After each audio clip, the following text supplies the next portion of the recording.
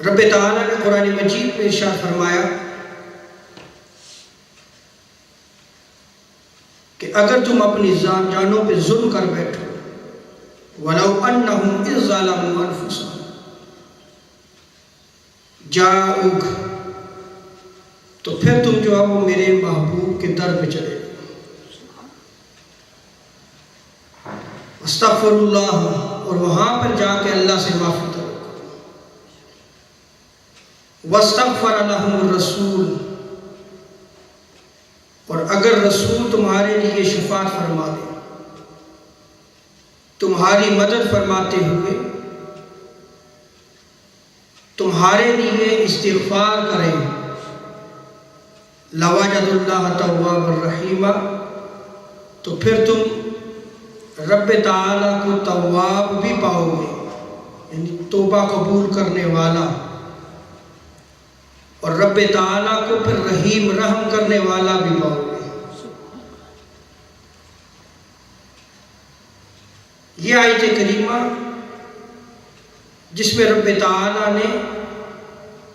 گناہگار شخص کو کہا ہے کہ تم حضور کی بارگاہ پہ چلے جاؤ،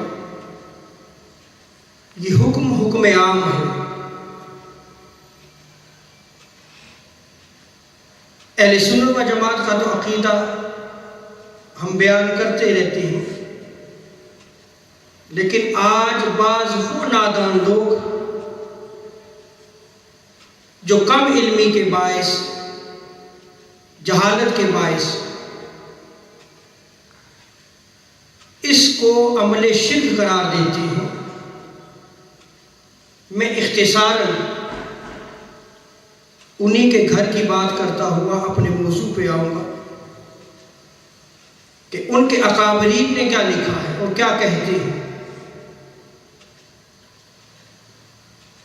مفتی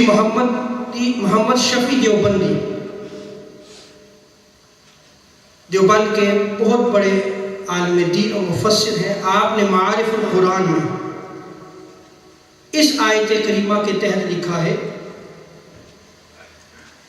کہ رب تعالیٰ نے جو ارشاد فرمایا ہے، جو حکم فرمایا ہے، اس کے الفاظ میں عموم ہے۔ جو شخص تاجدار کائنات صلی اللہ تعالی علیہ وسلم کی خدمت میں حاضر ہو جائے اور آپ صلی اللہ تعالی علیہ وسلم اس شخص کے لیے دعائے استغفار کریں تو اس کی مغفرت ضرور ہو جائے گی۔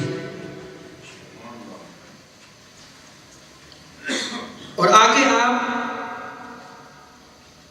بیان فرماتے ہیں کہ اسی طرح آج بھی یہ حکم موجود ہے۔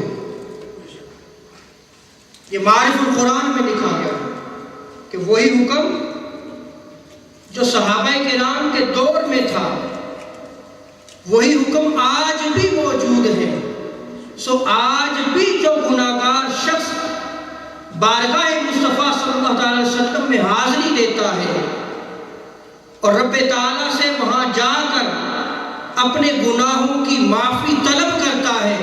اور اگر تاجدار کائنات صلی اللہ علیہ وسلم اس کے لیے استغفار کر دے تو اس شخص کی بخشش و مغفرت ہو جاتی ہے۔ اور پھر آپ نے امام قطبی کے حوالے سے روایت کو نقل کیا ہے۔ اب یہ جو روایت نقل کی گئی ہے، اشرف علی تھانوی صاحب نے نشر الطیب میں امام ابو منصور صباغ، امام ابن النجار، امام ابن عساکر اور امام ابن جوزی کے حوالے سے بیان کیا ہے۔ اور وہ روایت یہ ہے کہ ایک اعرابی دیہاتی تاجدار کائنات صلی اللہ تعالی علیہ وسلم کی قبر انور پر زیارت کے لیے آیا،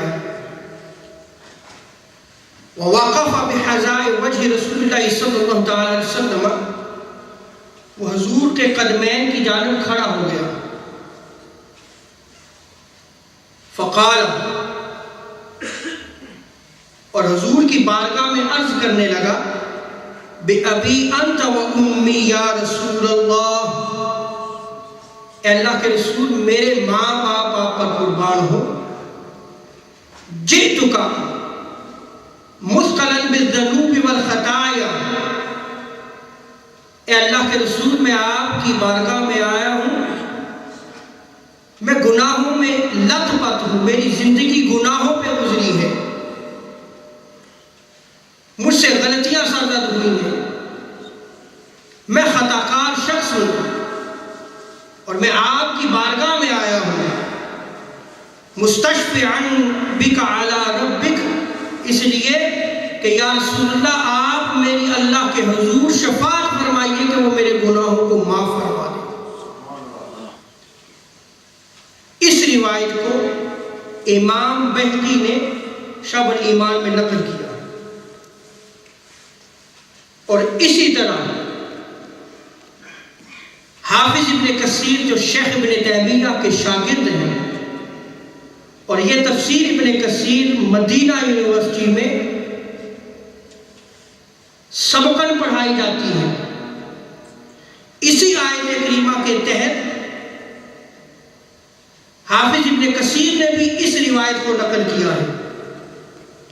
اور اس روایت کو قبول کیا ہے اور اس روایت سے استدلال کیا ہے، بطور ایویڈنس اس روایت کو نقل کرنے کے بعد وہ اگلی آیت کی تفسیر پہ چلے گئے۔ اور اس کے علاوہ امام نووی بہت عظیم محدث ہیں، انہوں نے اس روایت کو کتاب الاذکار میں نقل کیا ہے، اور شفاء و سقام میں بھی اس روایت کو نقل کیا گیا ہے۔ اور اس روایت کے الفاظ کیا ہے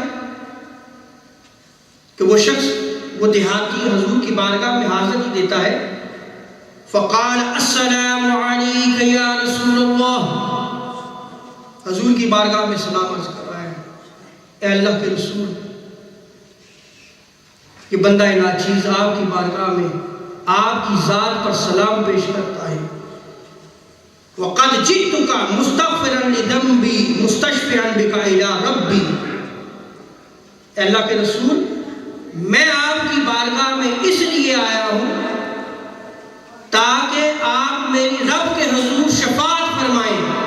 آپ میری مدد فرمائیں تاکہ رب تعالیٰ میرے گناہوں کو معاف کر دے، میرے گناہوں کو معاف کر دے۔ راوی بیان کرتے ہیں کہ وہ شخص تھوڑی دیر کے لیے سو گیا، خواب میں تاجدار کائنات صلی اللہ علیہ وسلم تشریف لائے اور اس شخص کو خوشخبری دی کہ جاؤ تمہارے گناہوں کو معاف کر دیا گیا، تمہارے گناہوں کو معاف کر دیا گیا۔